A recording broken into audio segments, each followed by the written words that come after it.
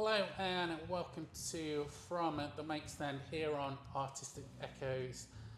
Now on the show we like to chat some of the most exciting artists around, and this week it's no different, but it is slightly different. This week we are at 1261 Festival instead of being at a studio. We've just been at Proper Sound. We've seen some amazing music there, but now we're at Cinemac in Macclesfield and we're chatting to the band Von. They're due to go on stage in a couple of hours, I'm not quite sure. But yeah, we're going to chat to them and see how they're doing. So, how have you been? Been pretty good. Absolutely excellent. Great. And I just want to tell us what you've been up to today. If you've had a busy day. Been busy playing video games. Oh yeah, really doing hard. less work than we should have been doing. Proper hard toil. Any good ones at the moment? I'm into Elden Ring, but...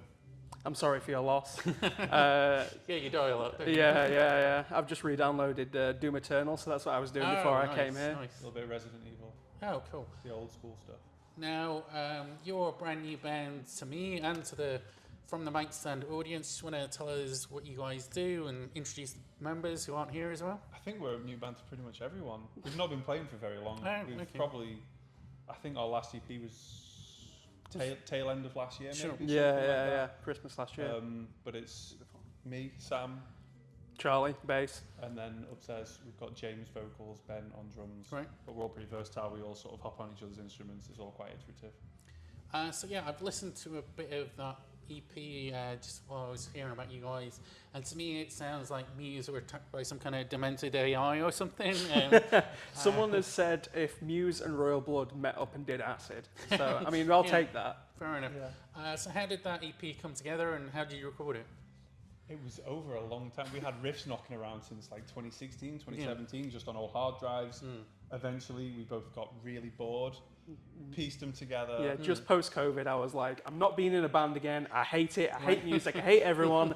And then just as I hit my lowest point, he came over to mine and was like, yeah, but I've got this riff. Right. And I was like, no, I said no. I said no.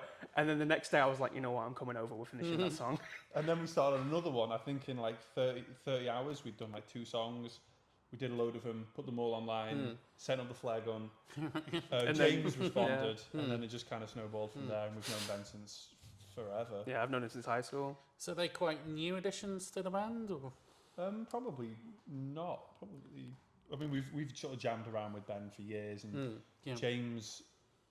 Once we sent up that theoretical flare gun, he's been with us for about 2 years at this point. Almost literal. It was a digital flare gun. Help, please, God. Please. And you've got this EP. Are there any videos with the EP, or is it just... At the minute, mostly it's just lyric videos. Yeah. We've got a music video in the works for a new song that's coming out later on this year.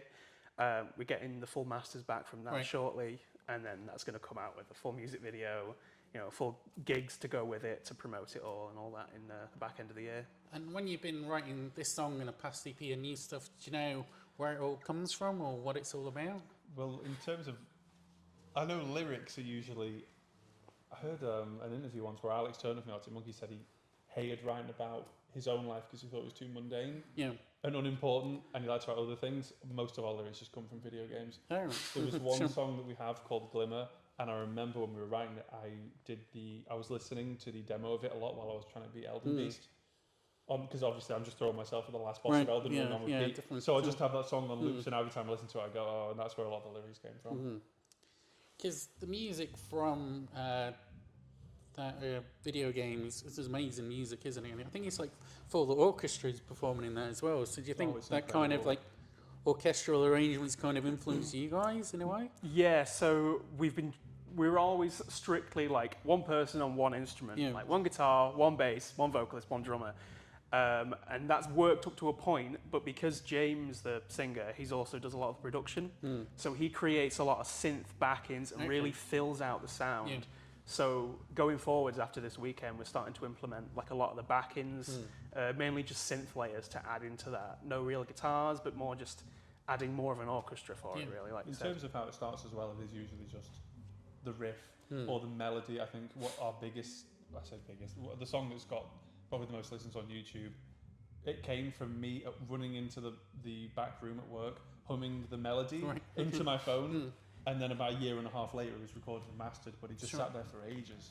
So something that's quite interesting I find is that a lot of musicians, they have 2 or 3 other jobs. Do you want to tell us a bit about what you guys do normally? Because I know people hold a bunch of different things. We're just a bit of everywhere. Yeah. We just kind of will take whatever we can to fund the crazy hobby. Yeah. We really... Sam and Ben currently work together in Curry's. Okay. I work for a broadband company, fairly simple stuff, and James is doing a PhD at the minute. So we've done all sorts. yeah, he's working in studio stuff. We've done a bit of everything over the Oh years. yeah, night shifts at petrol stations, a lot. Transcript work for the police. We've been everywhere.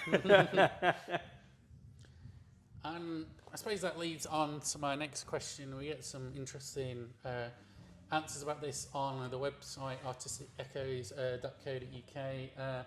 All about what do you think is kind of missing from the music industry at the moment? I mean, it's a tough one, isn't it? The Beastie Boys.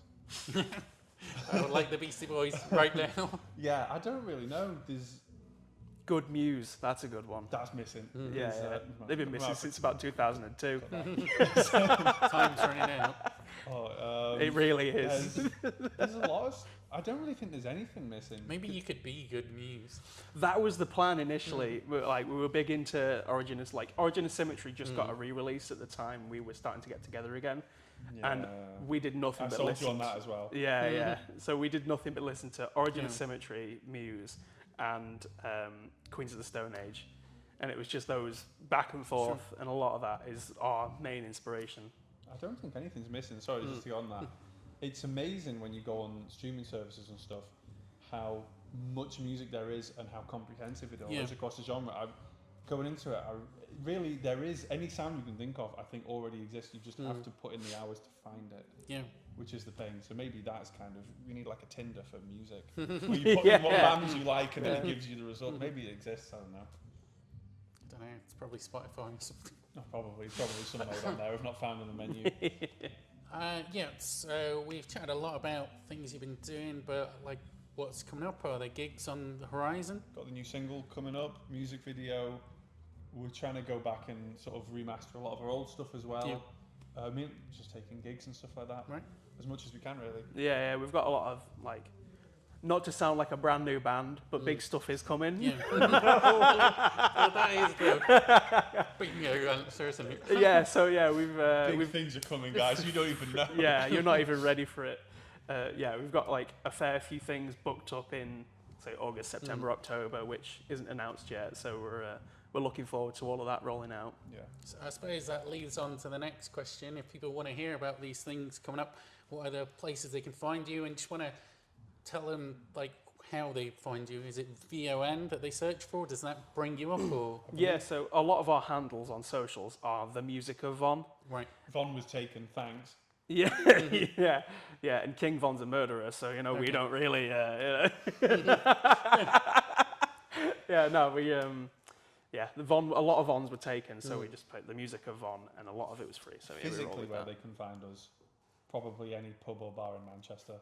Anywhere that will have us, we will play. Yeah. Speaking of physical, do you have CDs or merch that people can get from them? Yeah, CDs, merch, the lot. We usually we have a box of it with us today, actually. But we bring it to most live shows. It's always very strange when someone comes up after a gig. Even though it's happened quite a lot, it's always weird when someone comes up and goes, "Could I buy that shirt? That's really cool." And I'm like, "Really?" You know that I'm trying to.